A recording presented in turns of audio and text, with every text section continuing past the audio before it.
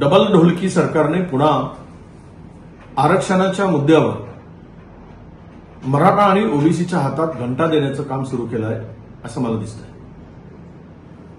काल जरांगे पाटील उपोषणाला बसले आणि त्यामध्ये जो काही तोडगा सरकारतर्फे विखे पाटलांच्या उपस्थितीमध्ये, प्रसाद लाडच्या उपस्थितीमध्ये निघाला. खरं तर हे या तोडग्यामध्ये 58 लाख ज्या काही नोंदी सापडल्या त्यांना कुणबी प्रमाणपत्र द्यायचं म्हणजेच ओबीसीमध्ये समावेश करायचा, हा निर्णय काल झाला. आज मी मुख्यमंत्र्यांची बाईट पाहिली. मुख्यमंत्री असं म्हणतात की आम्ही ओबीसीच्या आरक्षणाला धक्का लागू देणार नाही, ओबीसीचं नुकसान करणार नाही. म्हणजे हाच सगळा डबल ढोलकी कारभार आहे. एकीकडे मुख्यमंत्र्यांनी ओबीसीची बाजू घ्यायची, विखे पाटलांनी करार करायचा. यात नेमका सरकारचा उद्देश काय आहे की दोघांनाही एकमेकाच्या विरुद्ध लढवायचं आहे, दोघांनाही एकमेकाच्या विरुद्ध उभं करायचं आहे आणि सत्तेची खुर्ची टिकवायची आहे, सत्तेची मजा चाकायची आहे. ह्या सगळ्यामध्ये मी जरांगे पाटलांनाही सांगतो, हे लबाडाचं सरकार आहे, हे यावर विश्वास ठेवू नका. आणि ओबीसींनाही सांगतोय मी की सरकारची भूमिका कधी तुमच्या बाजूला राहिली नाही. जो आत्ताचा जीआर काढला तो जीआर हा ओबीसीच्या बहुजनांच्या मुळावर उठणार आहे. कारण ओपनमध्ये कॅटेगरीच्या लोकांना स्थानच ठेवलं नाही. म्हणजे या राज्यातील 85% लोकांना 50% आरक्षण आणि 15% लोकांना 50% आरक्षण, ही भूमिका, हे सरकार कुणाच्या बाजूचं आहे, कुणासाठी काम करते हे माझ्या ओबीसी बांधवांनी लक्षात घेतलं पाहिजे. म्हणून अशा दुतोंडी सरकारवर, डबल ढोलकी सरकारवर अजिबात विश्वास ठेवू नका. ओबीसीचं नुकसान होत असेल तर आता रस्त्यावर उतरल्याशिवाय पर्याय नाही आणि त्याची तयारी आपण करा. मी सोबत आहे आणि लवकरच याची घोषणा सुद्धा आम्ही करू.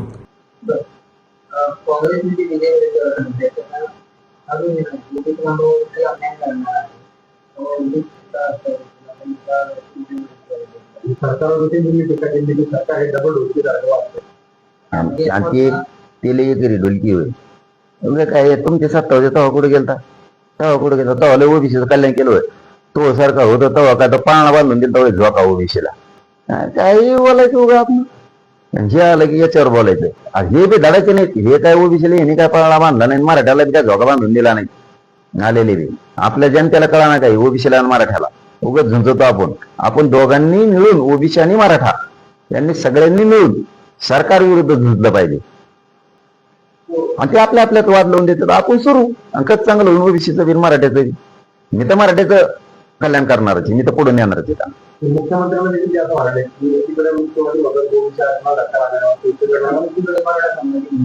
अरे मग मुख्यमंत्री, दोन्ही उपमुख्यमंत्री धक्का लावतच नाहीत ना ओबीसी आरक्षणाला. आमचं आहे ते हक्काचं देतात, आमच्या नोंदी सापडल्या ते द्यायलेत.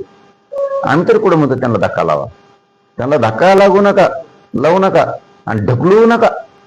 तसंच राहून त्या लांबळी चोंबळी धरा, पण आमच्या नोंदी, आमचे गॅझेटेर तर द्यावं लागतील ना, ते देता येतील. ते ओबीसीवर कुठं अन्याय, आमच्या नोंदी द्यायलेत, आमच्या लेकराचं कल्याण व्हायला.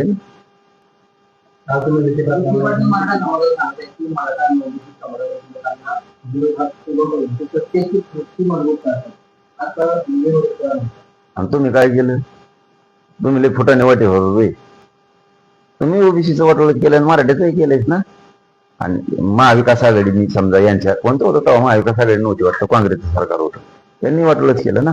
आणि तो यासारख्या नेत्याचा भरणा केला काँग्रेसनी, मराठ्याच्या विरोधात बोंबालणाऱ्या नेत्याचा. काँग्रेसने संपायचं का सारख्यामुळं?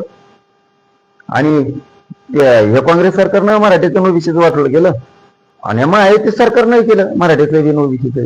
मराठा ओबीसीनं समजून घेतलं पाहिजे, आपण एकमेका लेकरा बाळाला साथ देऊया, विरोध करायचा नाही. आपण दोघांनी मिळून सरकारच्या विरोधात राहायला पाहिजे जनतेनं. तुम्ही सरकार कोण राहा आणि आमच्या विरोधात बोंबालता. पण त्यांनी रस्त्यावरती उतरण्याचा विचार नाही, लवकरच त्याची घोषणा देखील करणार. ओबीसीचं नुकसान होतं ते तर आपल्याला बांधावं लागेल. आता रस्त्यावर उतरण्याचं रस्त्यावर उतरणे तिकडे वड्यात उतर म्हणा, कुठे उतर.